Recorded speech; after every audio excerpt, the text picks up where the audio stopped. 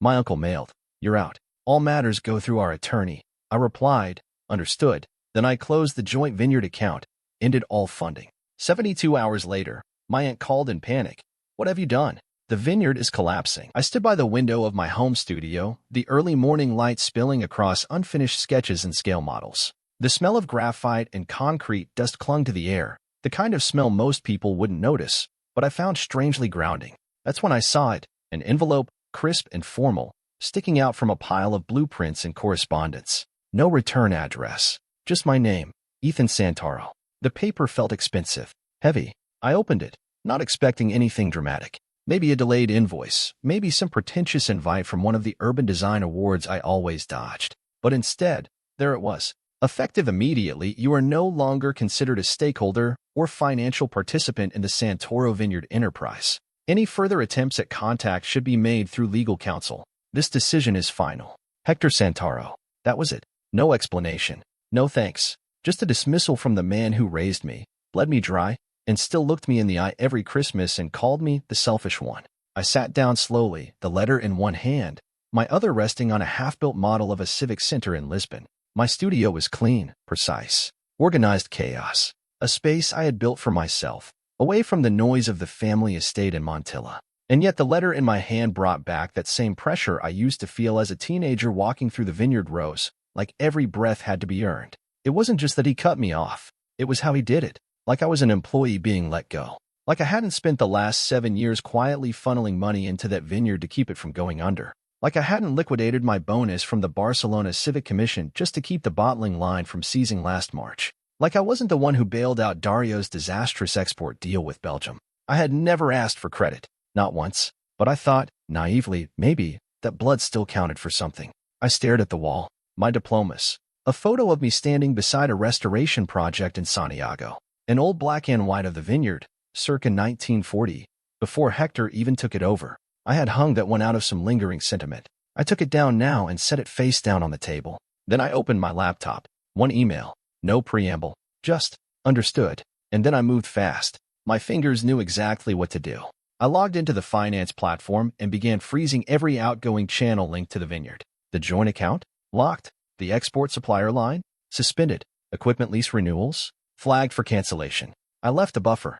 A modest amount. Enough to keep the lights on for now. I wasn't being cruel, but I also wasn't their wallet anymore. That studio had always been my escape, but that morning it became my boundary. My line in the sand. The air felt thin, but not because of dust or old plaster. Because I was finally breathing without them. A week before the letter arrived, I was sitting at that same Vineyard estate, surrounded by faded grandeur and forced smiles. The dining room hadn't changed in decades. Same iron chandeliers, same over-polished wood, same heavy air thick with judgment. The dinner was supposed to be a family check-in, but I knew better. In this house, family was always a prelude to obligation. Uncle Hector sat at the head of the table, carving into his roast lamb like it was beneath him. Dario was on his 4th glass of wine before the starters were done. My Aunt Teresa, as always, moved food around on her plate and said nothing unless directly addressed. So, Hector began, wiping his mouth with a cloth napkin he didn't need. We need to talk about the Vineyard. Here it comes. We're facing another shortfall, he continued, glancing at no one in particular. If we want to survive the next fiscal year, someone's going to have to step up. Dario leaned back in his chair, gesturing vaguely with his glass. What he means is, we need you to stop hoarding your little architect money and invest in the family. I blinked at him. You want me to what? Hector put his utensils down. That was always his signal, like a priest closing the Bible. We're asking you to mortgage your firm. Use the capital to guarantee a line of credit. Temporarily. I laughed. I didn't mean to. It just escaped. You want me to risk the only thing I've built on my own because your son thought the Vineyard needed a craft gin collaboration and burn through 90,000 euros? Dario grinned like it was a joke. It was a calculated risk. It was a PowerPoint and an empty warehouse. I snapped. And I covered half the losses. Quietly. Remember. Hector's face darkened. This isn't the time to rehash old mistakes. No, I said. It's the time to pretend they never happened. Right? Maya looked down at her plate. Dario rolled his eyes and reached for more wine. Here we go, he said under his breath, Mr. Spreadsheet, lecturing us about responsibility. I sat up straighter. I have paid every bottling equipment lease for the past 3 years. I covered the overdue taxes. I paid the penalty when the pesticide shipment got flagged at customs. I even bought back the French barrels you idiots tried to return for store credit. The room went cold. Forks stopped clinking. Even Hector looked momentarily unsure of himself. "And you never asked for recognition," Teresa said quietly. "Because I wasn't doing it for recognition," I said. "I was doing it because I thought we were building something. Because I thought it mattered." "You're being dramatic," Hector said, standing now, looming over the table. "This is what family does. We sacrifice. We hold each other up." "No," I said, my voice steady. "This is what I did. While the rest of you acted like the Vineyard was some romantic little legacy, I was the one hemorrhaging cash to keep it from turning into a parking lot." Dario scoffed. "You're just mad no one hangs your blueprints on the winery wall." I stood. "I'm mad that I spent half my adult life financing a lie. No one followed me as I walked out. No one called after me. The last thing I heard was Hector's voice, low and bitter. He was never really one of us. And for the first time, I believed him. Sophia didn't ask a lot of questions. That's what I liked about her. She met me at her office in Madrid on a Monday morning. Crisp navy suit, tortoiseshell glasses, no nonsense. Her desk was already cleared, 2 monitors angled toward her, a steaming mug of black tea beside a stack of legal pads. "You're sure?" she asked, clicking open the shared financial documents I had uploaded the night before. "I am," I said, settling into the chair across from her. "It's time." She nodded once, the way lawyers do when they know better than to indulge second thoughts. "Okay, then we begin the unwind." That's what she called it, the unwind. Like we were just unraveling a poorly wrapped gift. What we were actually doing was dismantling a network of accounts, contracts, and quiet financial lifelines that had held up the Vineyard like a house of cards. And nearly all of it traced back to me. Sophia started with the largest item first, the joint Vineyard account. It had been opened under the guise of stabilizing liquidity, a phrase my uncle had tossed around like it made him sound financially literate. In reality, it was a one-way funnel. I had deposited nearly 400,000 euros into that account over the last 6 years. The Vineyard's share? Less than 5%. Sophia leaned forward, typing quickly. "We'll issue a withdrawal for the full remaining balance, minus a courtesy reserve. How much do you want to leave behind?" I stared at the screen for a long second. 2,500. She looked at me surprised. "That's generous." "It's just enough to make them wonder," I said. "I want them to know I was still decent when they weren't." Next was the equipment lease. I had guaranteed the credit line that allowed the Vineyard to modernize automated grape sorters, a new fermentation control system, the solar panels they bragged about in the newsletter. The payments were deducted monthly from a subsidiary account tied to my firm's overhead fund. I signed the cancellation order. Sophia's assistant faxed the notification immediately. Then came the wine distributor. Dario had convinced everyone he was building an exclusive export brand and negotiated a bloated contract with a French distributor I had never even met. The only reason the deal hadn't collapsed months ago was because I had personally covered the penalty fees for late deliveries. We canceled the payment schedule. Sophia even drafted a notification letter outlining why, in precise legal language, primary financial stakeholder withdrawal due to irreconcilable misalignment. "That's a mouthful," I said. "It's also unlitigatable," she said without looking up. I smiled for the first time that day. We ended with the credit line. Not the Vineyard's, but Dario's. He had once needed a short-term injection of cash to save his online wine concierge platform. I signed on as guarantor, like a fool. The payments had been deducted from my consulting revenue ever since. No more. Sophia made a few calls. The debt was now Dario's to manage or default on.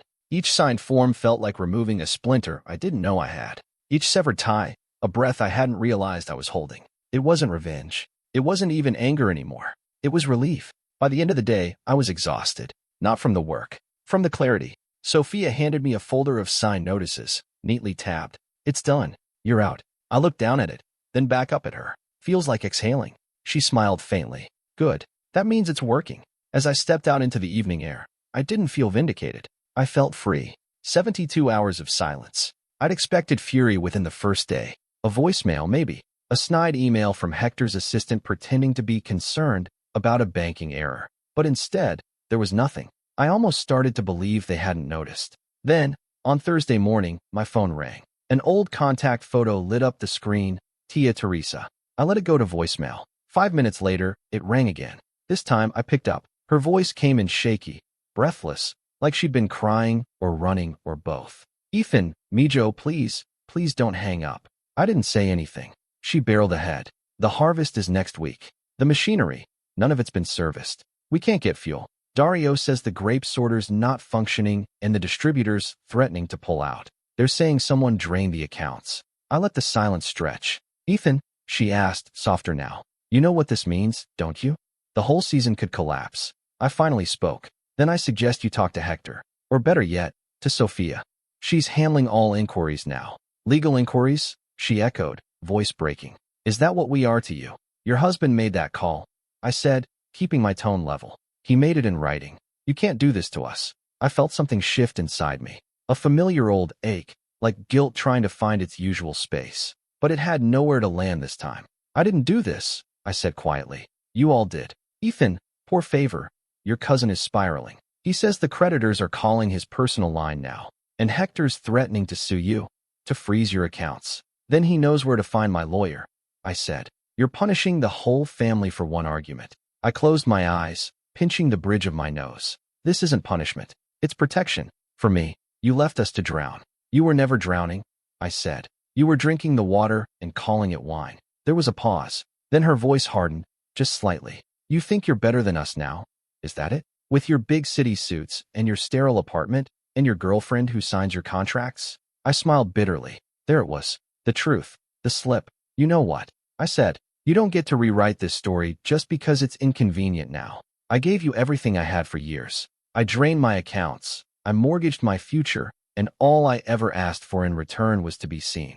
And even that was too much. You're not the only one who's suffered, Ethan. No, I agreed. Just the only one who suffered quietly. Then I ended the call. The phone didn't ring again that day. I sat at my kitchen table for a long time after that, watching the sun crawl across the floor. My hand hovered over the phone a few times, instinct pushing me to call someone, to apologize, to explain. But I didn't, because for once, I didn't owe anyone a damn thing. The email came Friday morning. Subject: Notice of pending legal action. Santoro Vineyard Holdings, S.A. I read it 3 times before I moved. Not because I didn't understand it, but because I knew what it meant. This wasn't just a tantrum or a threat muttered over Rioja at the dinner table. This was war. On paper. In writing. I forwarded it to Sophia without a word. 10 minutes later, my phone rang. They're accusing you of embezzlement, she said, calm but clipped. They claim you siphoned Vineyard funds for personal use and violated fiduciary agreements by withdrawing capital without board approval. I nearly laughed. What board? She didn't laugh. They attached a copy of a resolution they backdated to last October, conveniently signed by Hector and Dario. No mention of you. Of course not, I muttered. I was just the ATM. But it didn't stop there. Sophia read the rest aloud. A demand for restitution totaling over 300,000 euros, the return of assets, and a veiled threat to escalate to criminal court if I didn't respond within 5 business days. They're playing dirty, she said, but they don't have the cards they think they do. What do we do? She didn't hesitate. We hit back harder. For the next several days, Sophia's team worked like surgeons. They pulled bank records, email receipts, private memos. Years of transactions, all documented. I'd been meticulous, almost obsessive, with my bookkeeping. At the time, it was just about staying organized. Now it was my shield. By Sunday, we had a file so thick it could have knocked someone out. Every euro I had funneled into the Vineyard. Every payment made from my personal accounts. Every wire labeled with the exact vendor, purpose, and date. Sophia even had screenshots of group chats where Hector casually confirmed I was handling the financials as usual. They had underestimated me. Again. Meanwhile, Dario launched his own campaign. Social media posts laced with vague accusations. One read, "Funny how some people think success means abandoning your roots. Guess family doesn't matter when there's ego involved." It had a photo attached, me at my studio, taken years ago, standing beside a scale model with a blank expression. He tagged the Vineyard's account. It got hundreds of likes, dozens of comments. Most of them from strangers who didn't know the first thing about what had actually happened. For a second, it got to me. But then I scrolled further and found messages from past employees. A comment from a former Vineyard worker. "Funny. Didn't Ethan pay our salaries one year when sales tanked?" I remember. Another from an export rep. "Dario, weren't you the one who ghosted our partnership deal and made Ethan fix it?" The tide was turning. Sophia called that evening with the tone of someone enjoying her work. "We're filing a counterclaim. Not just a defense, an itemized restitution request. Every cent you put in. Every personal expense disguised as Vineyard operating costs. Think it'll hold?" "It'll do more than hold," she said. "It'll flatten them." I exhaled, a knot loosening in my chest. "They wanted this public," I said. "So now we go public." "For once," Sophia said, We let the truth speak louder than their surname. I ended the call and stared at the ceiling. For the first time in years, I didn't feel alone. I felt ready. Sophia's team worked like bloodhounds. Within a week of the Vineyard filing their legal claim, her junior associate, a kid named Mateo who looked like he still got carded for beer, called me with his voice practically shaking. "Ethan," he said, "I think we found something." I was in the middle of reviewing blueprints for a museum renovation in Valencia, but his tone pulled me straight out of it. I closed the laptop and leaned in. "Go on." Mateo cleared his throat. "There's a second ledger." "A what?" "A shadow record. It's not in the official accounting software. It's buried on a personal drive linked to Dario's old work email, password protected, but we had legal cause to compel access since the server technically falls under the Vineyard's domain." "What's in it?" A long pause. Then, transfers. Dozens of them. Unrecorded on the Vineyard's official books. Most of them trace back to your personal contributions. I stood up, pacing. "You're saying my money didn't even go to the Vineyard?" "Some of it did," he said, "but a significant chunk didn't. There are shell invoices, fake equipment rental payments, fabricated maintenance fees, all routed through third-party accounts that link back to Dario and a shell company in Marbella." "Marbella," I said. "They've been telling me for years we couldn't afford updated filtration tanks, and he's got a slush fund on the southern coast?" "There's more." Of course there was. Mateo sent over a file that afternoon. Dozens of documents, all timestamped, with digital trails leading to a Gmail address that looked suspiciously like Dario's online concierge brand. One invoice read, "Consulting services, brand expansion outreach, €8,200. The attached receipt? A yacht rental." Another, "Emergency viticulture equipment replacement, €13,400, which turned out to be a luxury watch boutique in Barcelona." My throat went dry. I called Sophia. "This wasn't mismanagement," I said. "This was fraud. Deliberate. Repeated. And your uncle signed off on every audit," she said. "Which means this wasn't just Dario. Hector was either in on it, or he ignored it because it benefited him too." We went back into the Vineyard's last 5 years of filings. The closer we looked, the worse it got. Payments labeled for grape transport that actually covered Dario's hotel stays in Milan. Personal expenses masked as operational costs. A credit card in the Vineyard's name used to pay off personal debt. But the one that truly made my stomach turn was an expense flagged as Family Legacy Investment Fund, Strategic Reserve. That money? It came directly from a large sum I'd deposited during a rough harvest year. I'd labeled it Emergency Float, Q3. I remembered it clearly because I'd had to delay hiring 2 new engineers at my firm just to free it up. That same money had been quietly routed to help cover Dario's tax lien. Not once, but twice. I sat back in my chair, my heart thudding. All those late-night wire transfers. All those calls from Hector asking for a little help until spring. All those times I paid, hoping they'd finally see me. I hadn't been saving the Vineyard. I'd been subsidizing a lie. Sophia's voice came through the speaker, calm but cutting. "We're filing for financial misconduct. Misuse of funds. If we're lucky, we might even get a criminal inquiry opened." I didn't answer right away. I just looked at the numbers on the screen. The fake charges. The trail of digital deceit. All signed. All approved. All exploited. "They used me," I said quietly. "No," Sophia corrected. "They banked on you never fighting back. And for years, they were right. But not anymore." His name was Javier Ortega, the Vineyard's former accountant. He'd worked under Hector for over 25 years, a quiet man with silver hair and thick glasses who always seemed to keep his thoughts to himself. He retired shortly before things started unraveling, long enough ago that I hadn't thought to reach out until Sophia suggested we try. "I remember him," I said. "He never said much, but he always sent me the tax summaries directly. Bypassed Hector's assistant." "That's not nothing," Sophia replied. "Find him. If anyone knew what was really going on, it's him." It took me 2 days to track him down. A coastal town outside Alicante. He'd opened a tiny accounting office above a bakery. No website, just a hand-painted sign that read, "Ortega and Hijo, Asesoría Fiscal." I called, gave my name. He paused, then said simply, "Come Monday morning." The cafe we met at sat just off the beach, the kind of place with chip tables and ceramic mugs that never matched. Javier was already seated when I arrived, reading a paper, wearing a short-sleeved dress shirt like always. His hands looked older than I remembered, spotted and veined, but steady. "Ethan," he said, folding the paper, "you look tired." "I feel it," I said. We shook hands. His grip was firm, familiar. "I assume this isn't just a social call," he said as we sat. "No," I admitted. "I need to know what you saw. Back when you were managing the Vineyard's books, were there ever discrepancies?" He didn't answer right away, just sipped his coffee.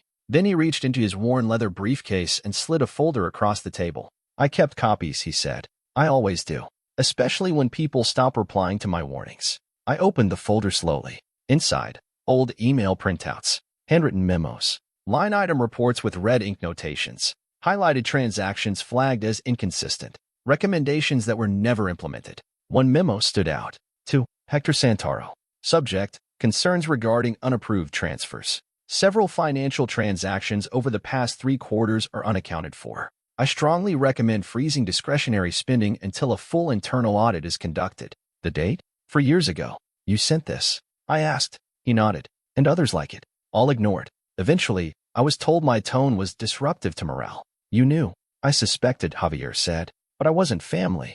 I wasn't even listened to. He sat back, his eyes scanning the sea beyond the cafe windows. When I left, I made peace with it. Told myself it wasn't my battle anymore. But when I saw your name in the news last week, what they were accusing you of, I knew it was time. You'd testify? He nodded once. I kept everything, and I'll submit it all. I may be tired, Ethan, but I'm not blind. They stole from you, and they did it thinking no one would notice. I swallowed hard. Thank you. For what? He said. For giving me a reason to do the right thing. As we parted, he clapped a hand on my shoulder. They thought they buried you under all that tradition, he said. Turns out, you were just planting roots elsewhere. And for the first time in weeks, I didn't feel alone in this. I felt seen. The mediation took place in a private law office in Seville. Neutral ground. Glass walls, modern furniture, free espresso. But the tension in that room made it feel like a bunker. Sophia and I arrived early. She looked calm, poised, every document tabbed and highlighted.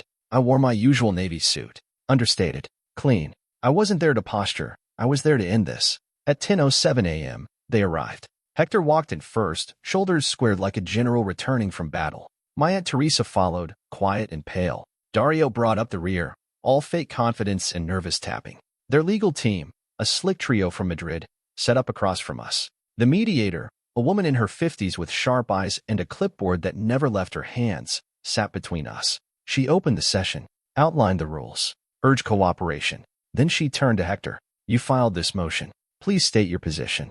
Hector stood like he was delivering a sermon. My nephew, he began, nodding toward me without looking at me, has acted in bad faith. He removed funds from a shared account. He disrupted operations and has since engaged in a campaign of sabotage. Sophia held up a hand. Let's not waste time, she said. We have full documentation showing that 94% of the account balance in question came directly from my client's personal income. She slid a folder toward the mediator. Labeled, traced, verified. The mediator opened it, brows lifting slightly. Hector's lawyer jumped in. Regardless of contribution, he acted without the consent of the board. There is no board, Sophia snapped. And even if there were, your clients backdated their so-called resolutions. Illegally. That silenced them. Then she dropped the next bombshell. We've also uncovered falsified expenses, unauthorized withdrawals, and personal debts paid with Vineyard funds. My client has filed a formal complaint for financial misconduct, and we are prepared to submit supporting affidavits, including from your former accountant. Javier's name hit the room like a thunderclap. Dario finally spoke. That old man? He was practically senile when he retired. We have emails, Sophia said coolly. Timestamped. Written in plain Spanish. Dozens of them. The mediator flipped through the stack in front of her, her lips pressing tighter with each page. Then, almost casually, Sophia pulled out one last document. Here's a bank statement showing a large payment, 12,000 euros, to a shell company in Marbella. The funds were labeled as Vineyard operating costs. She turned to Dario. Do you remember what that money bought? He didn't answer. We do, she continued. It was used for a yacht rental. You posted photos from that trip, if you recall. #sea therapy. My aunt closed her eyes. Dario's legs started bouncing under the table. The mediator cleared her throat. I'm going to be blunt, she said. If this proceeds to court, we're looking at criminal exposure, fraud, tax violations, possible asset seizure. I strongly suggest this dispute be dropped and a settlement negotiated. Hector bristled. You can't. He's our blood. He was, I said, until you decided I was disposable. He looked at me then, for the first time in months, and I saw it, behind the bluster, behind the controlled rage, a flicker of fear, because he knew. This wasn't just about money anymore. It was about truth. The mediator leaned forward. What's your decision? No one answered at first. Then, slowly, Hector sat back, shoulders slumped, voice tight. We'll withdraw. The room fell silent. No apologies. No ownership.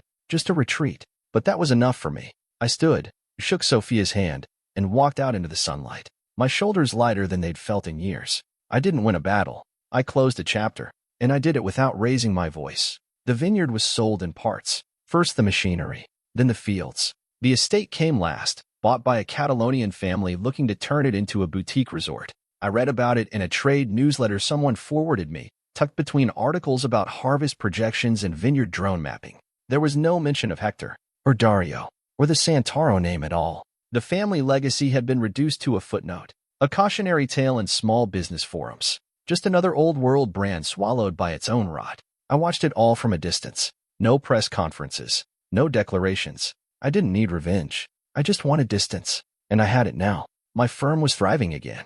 We signed 2 new contracts within a month of the mediation, a civic library renovation in Valencia and a waterfront housing project in Porto. I buried myself in the work, not as a distraction, but as a return to the life I had put on hold for too long. I moved into a new flat overlooking the river. Quiet, minimal, sunlit. The first night there, I stood barefoot in the living room with a glass of wine, something I chose, not something from the family cellar, and listened to the silence. Real silence. Not the kind that hangs heavy after an argument, but the kind that feels earned. I started therapy again. It felt awkward at first, talking about the vineyard without clenching my jaw, saying Hector's name without tasting bile. But it helped. Naming things. Shame, grief, the hollow ache of being used and discarded. Sophia stayed in touch. She sent me updates every so often, about leftover filings, about Dario's failed attempt to launch a podcast, about a request for mediation from a former vineyard supplier that I declined with one sentence. Please redirect all inquiries to the current owner. I hadn't spoken to anyone in the family since the mediation. Not a single call. Not even a half-hearted apology email. Good. One afternoon, I walked into my office and found a small box on my desk. Inside was the original blueprint of my firm's first project, a modest cultural center in Zaragoza. The paper had yellowed slightly, but the lines were still clean, still mine. I had it framed and hung it by the front door. My assistant asked about it once. I just said, it's a reminder that I had built something real, not for inheritance, not for validation. For me, the vineyard was gone. The estate was someone else's problem now. The traditions, the weight, the guilt, they all stayed behind in that crumbling house on the hill. And me? I got out. I survived the collapse of a legacy that never included me. And now, every morning, I walk into a space I designed, a life I shaped, and breathe air that belongs to no one but me.